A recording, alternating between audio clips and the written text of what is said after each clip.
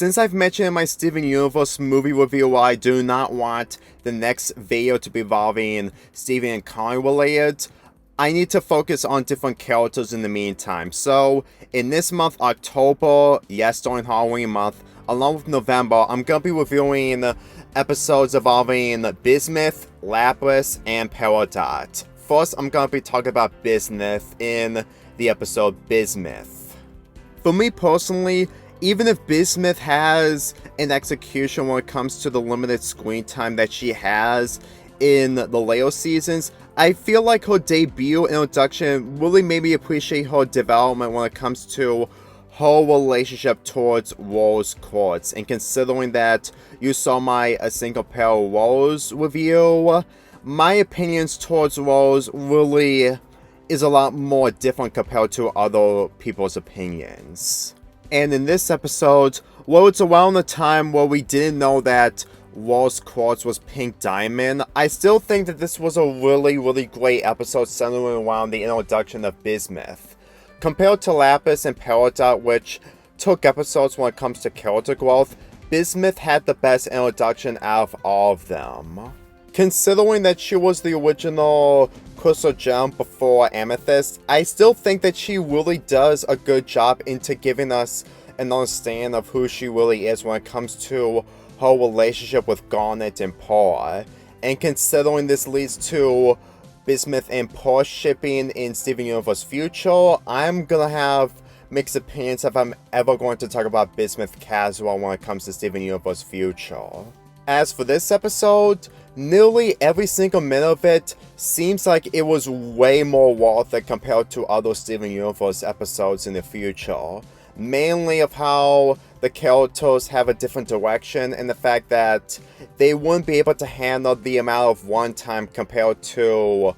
22 minutes, which is the runtime of this episode. Other episodes remain 11 minutes, and I gotta say the fact that Steven Universe is mostly rare when it comes to 22-minute episodes, this episode feels like the best 22-minute episode involving this show. For one thing, you can easily get more screen time involving Bismuth along with the other characters. And with this being at a time where she's finally gained back to life after being inside of a bubble for so many centuries or thousands of years, then I can guarantee you that it's a really difficult time for her to actually get accustomed to most of the changes. Mostly Steven being Rose Quartz during the majority of this entire show. And considering that we don't get to see Bismuth much after this episode aside from her return in the 5th season before Ruby and Sapphire get reunited, it's really amazing to think of the opportunities that Bismuth would have had if we actually get to see more screen time of her. But considering that the voice actor voicing Bismuth is expensive and the voice actor of Queen Nova from the My Little Pony movie, it's always that budget cut situation that Steven Universe, the crew of Steven Universe, need to do in order to hand out its story planning. I'm just gonna say right now, when it comes to the Rose Quartz plan, not to mention the reveal along with other opportunities, the Bismuth development feels like the least of their intention when it comes to most of the other ideals involving this show. Granted, they want to show us that Bismuth is mostly a victim when it comes to Rose Quartz's other side, not to mention her true colors, but for me personally, since that we don't get to see a lot of screen time involving Bismuth while Steven is mostly settling around, it's a lot more difficult for me to actually find some kind of qualities involving Bismuth in this show in general. Yes, I can admit that she isn't really accustomed when it comes to Beach City and how the world is completely different than it was back then. But after watching all the episodes, it's a lot more complicated to think that people have been glorifying this show way more than Adventure Time, to the point that it just makes Adventure Time way more shallow. Granted, the development involving Adventure Time is different compared to the production from Steven Universe, but let's just be real here. Every time people glorify the elements from the show and they just don't usually see the issues behind those elements, it's difficult for me to actually find something extraordinary from this episode. Not just this episode, but also other episodes. Trust me when I say this, it's a lot more painful to see other characters get some kind of downgrade in later seasons when you don't even see a lot of them compared to Steven, who gets so much screen time. Let me make one thing perfectly clear, that the Steven-only perspective instantly damages most of the credibility in this episode, which is saying something when you completely look at how other characters won't get more screen time when it comes to their backstory. Granted, there are only like 2-3 episodes involving this show that didn't involve Steven's character and the perspective from him, but Bismuth's contributions involving her abilities makes her probably the biggest highlight when it comes to supporting gems. Granted, you can say that she is somewhat underway when it comes to other gems, but I gotta be real with you. Peridot got the most development because she had more episodes settling around her, while Lapis, I'm gonna have to address her next month. And as for Bismuth, along with her weapon, the Breaking Point, makes me convinced that there could have been more opportunities centering around Bismuth in this. Let me just say right now, the idea of having her return in the 5th season didn't need to happen 2 years after the premiere of this episode, so I can easily tell that there could have been a lot more to deal with when it comes to Bismuth's character if we actually see her being unbubbled when we completely saw her introduction in the beginning of this episode. For one, you can easily tell of how she's feeling involving Rose Quartz being Pink Diamond the whole time, which we did in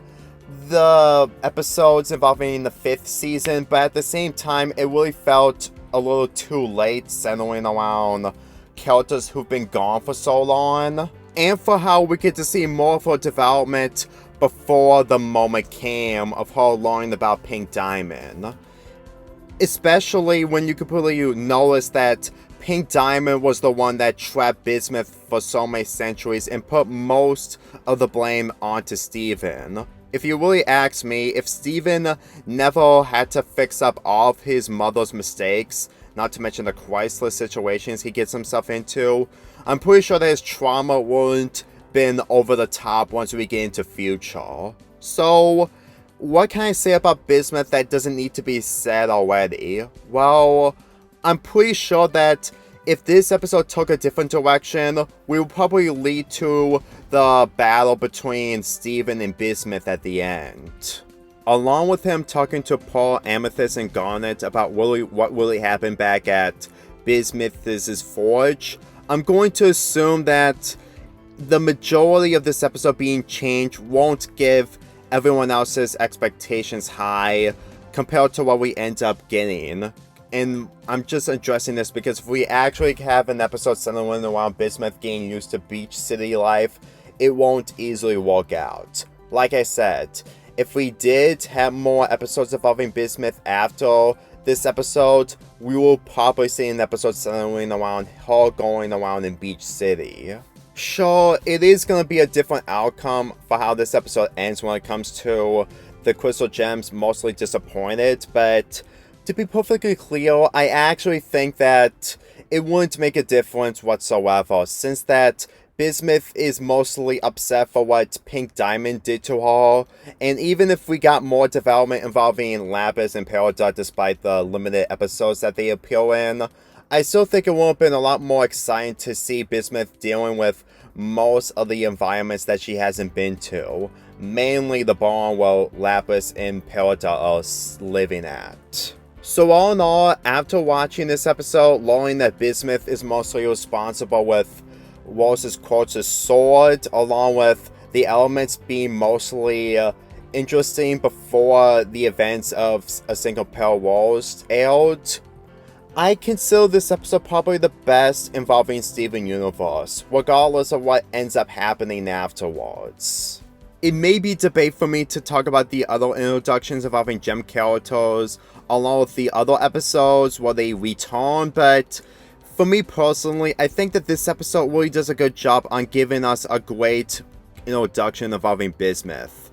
Sure, say all you want that my debates is mostly too late in the fact that this episode is 5 years old, but even late fans can have an opinion on shows that are officially a year old when it comes to finishing off completely. I give this episode an 8.75 out of 10. Let's get this started again. Me and my whole